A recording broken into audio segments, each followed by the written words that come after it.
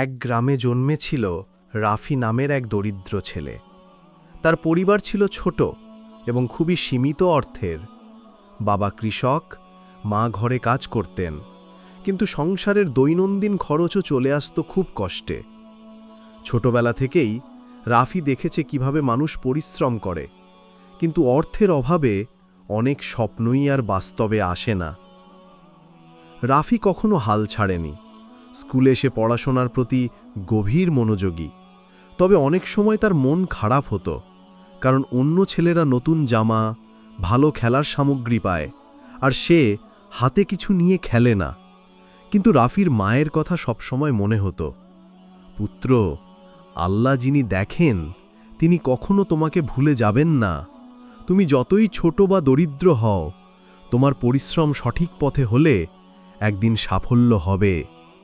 রাফি এই কথার উপর ভরসা রাখত। প্রতিদিন সকালে স্কুলে যেত, তারপর স্কুল শেষে বাবার সঙ্গে মাঠে কাজ করত। অনেক সময় ক্লান্তি এবং হতাশা তাকে দমিয়ে দিত, কিন্তু সে মনে মনে বলতো, আমি হাল ছাড়ব না, আল্লাহ আমাকে সাহায্য করবেন। গ্রামের মানুষরা রাফির মেধা এবং পরিশ্রমের কথা জানত, কিন্তু কেউ তাকে বড় কিছু করার জন্য সাহায্য করত না। অনেকেই বলতো, দেখুন, দরিদ্র ছেলে, তার জন্য বড় স্বপ্ন দেখা বোকামি। কিন্তু রাফি জানত, মানুষের কথা কখনো সাফল্য নির্ধারণ করতে পারে না। আল্লাহর ওপর বিশ্বাস থাকলেই শেষ পর্যন্ত জয় তার হবে। একদিন স্কুলে শিক্ষকেরা ঘোষণা করলেন, একটি জাতীয় বিজ্ঞান প্রতিযোগিতা অনুষ্ঠিত হবে। বিজয়ীকে দেশের সেরা বিশ্ববিদ্যালয়ে ভর্তি এবং পূর্ণ বৃত্তি দেওয়া হবে। রাফির চোখে আনন্দের জ্বালা উঠল। তার মনে হলো এটাই তার সুযোগ, কিন্তু তার পরিবারের অর্থ খুব সীমিত। ল্যাবের যন্ত্রপাতি কিনতে, পরীক্ষার খরচ বহন করতে পারবে না সে। রাফি রাতে ঘরে বসে দোয়া করল। সে বলল, হে আল্লাহ, আপনি যদি আমাকে সাহায্য করেন, আমি সর্বোচ্চ চেষ্টা করব। আমার সীমাবদ্ধতা আপনি পূর্ণ করবেন। প্রতিদিন সে চেষ্টা করত, ধৈর্য ধরত এবং নতুন নতুন ধারণা নিয়ে পরীক্ষা করত। রাতের অন্ধকারে ল্যাম্পের আলোয় বসে সে সৃষ্টিশীল প্রকল্প বানাত। অনেক সময় ক্লান্তি তাকে হতাশ করতে চেয়েছে, কিন্তু আল্লাহর উপর বিশ্বাস তাকে শক্তি দিয়েছে। গ্রামের অনেক মানুষ তার কঠোর পরিশ্রম দেখল, কিন্তু তারা এখনও সন্দেহ করত। কেউ বলতো, দেখু, দরিদ্র ছেলে, বড় কিছু হবে কি না। কিন্তু রাফির মনের ভেতর ছিল অদম্য আশার আগুন। সে জানত, সত্যিকারের সাফল্য আসে তখন যখন তুমি একা চেষ্টা করছো, যখন মানুষ তোমাকে বোঝে না, কিন্তু আল্লাহ সবসময় দেখেন। পরিশ্রম, ধৈর্য এবং বিশ্বাস, এই তিনটি শক্তি রাফির জীবনের মূল হাতিয়ার হয়ে উঠল। সে শিখল, জীবন কখনো সহজ হয় না, কেউ সহজে সফল হয় না, কিন্তু যারা আল্লাহর উপর ভরসা রাখে তাদের জন্য সবকিছু সম্ভব। প্রতিযোগিতা শুরু হলো। রাফি তার তৈরি প্রকল্প নিয়ে অংশগ্রহণ করল। অন্যান্য প্রতিযোগীরা সমৃদ্ধ পরিবারের সন্তান। তাদের সরঞ্জাম, উপকরণ এবং সাহায্য সবই অনেক উন্নত। রাফি একা, কিন্তু তার মনোবল অটল। সে জানে তার সাফল্য আল্লাহর ইচ্ছার উপর নির্ভরশীল। প্রতিযোগিতার প্রতিটি ধাপে সে চমক দেখায়। বিচারকরা মুগ্ধ হল তার সৃষ্টিশীলতা এবং জ্ঞান দেখে। তার প্রেজেন্টেশন এতই স্পষ্ট এবং দৃঢ় যে কেউই তার দরিদ্র পটভূমি মনে রাখতে পারে না। সবশেষে রাফির নাম ঘোষণা হল বিজয়ী হিসেবে। সে জয়ের মুহূর্তে কাঁদতে লাগল। সে জানত, এই জয় তার নিজের পরিশ্রম এবং আল্লাহর সাহায্যের মিলিত ফল। রাফির জীবন বদলে গেল। গ্রামের মানুষ তার কৃতিত্ব দেখে অবাক হল। কেউ বলল, দেখো, দরিদ্র ছেলে একদিন বড় হয়ে গেল। কিন্তু রাফি জানত, বড় হওয়া মানে ধন বা খ্যাতি নয়। বড় হওয়া মানে আল্লাহর উপর বিশ্বাস রেখে একা থাকলেও কখনো হাল না ছাড়া। রাফি যখন জাতীয় বিজ্ঞান প্রতিযোগিতায় জিতেছে, তখন তার জীবনের পথ পুরোপুরি বদলে গেল। তবে জয় মানে সব শেষ নয়। তার আসল পরীক্ষা শুরু হলো এখন। বিশ্ববিদ্যালয়ে ভর্তি হওয়ার পর রাফি বুঝতে পারল সে নতুন এক জগতে প্রবেশ করেছে। এখানে সবাই মেধাবী, সমৃদ্ধ এবং অভিজ্ঞ।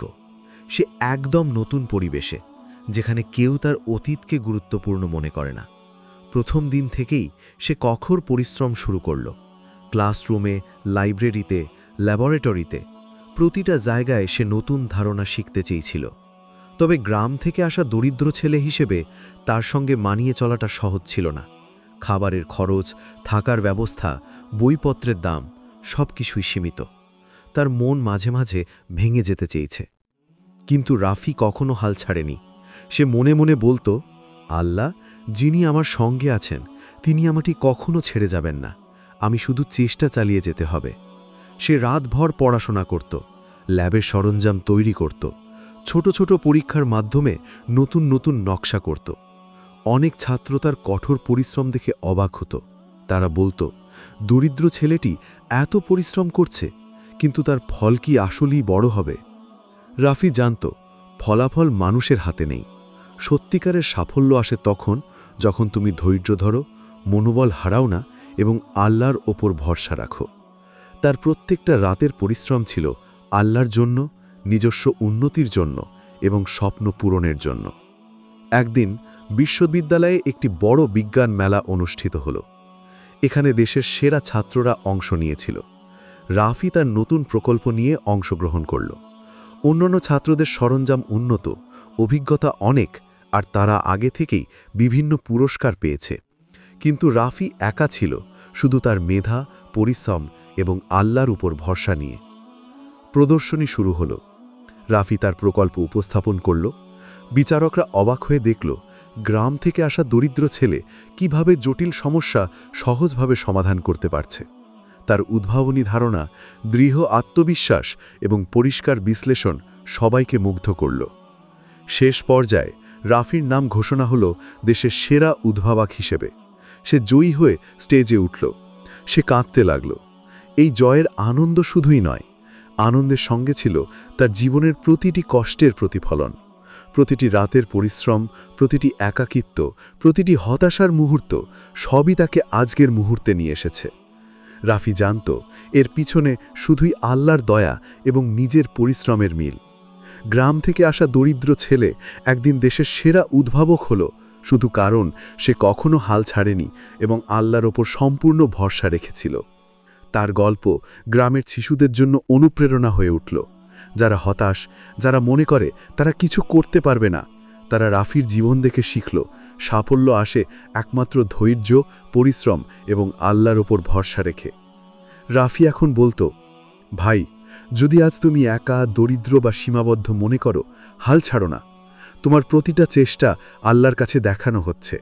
ধৈর্য ধরো, পরিশ্রম চালিয়ে যাও, আর একদিন তুমি নিজের স্বপ্ন পূরণ করবে। এই গল্প থেকে শিক্ষা নাও, দরিদ্রতা, একাকিত্ব, সীমাবদ্ধতা এসব কখনো বাধা নয়। সত্যিকারের শক্তি আসে ভেতরের বিশ্বাস থেকে, পরিশ্রম থেকে এবং আল্লাহর দয়া থেকে। রাফি যেমন একদিন সফল হলো, তেমনি তুমিও সফল হতে পারবে যদি কখনো হাল ছাড়ো না। শেষ কথা, একাকিত্ব ভয় না, সীমাবদ্ধতা হতাশা নয়। তুমি নিজের ভেতরের শক্তিকে জাগ্রত করলেই একদিন পৃথিবী তোমাকে সম্মান জানাবে।